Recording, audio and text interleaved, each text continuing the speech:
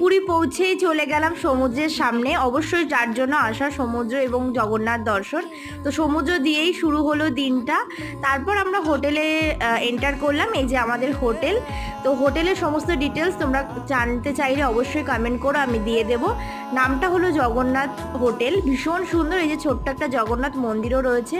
তারপর as usual খাওয়ার জন্য খেতে তো হবেই। দুপুরবেলা চলে গেলাম লাঞ্চ করতে স্বাদে আহ্লাদে আহারে। তো এটা হচ্ছে পুরীর আউটলেট।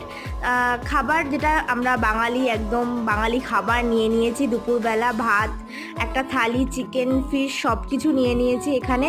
ভীষণ ভালো, পুরো বাড়ির মতন রান্না। তারপর বিকেলে রেডি হয়ে চলে গেলাম আমাদেরই হোটেলের ছাদে। তো জাস্ট কটা ভিডিও তুললাম আর তোমাদেরকে হোটেলের ভিউটা দেখিয়ে দিই।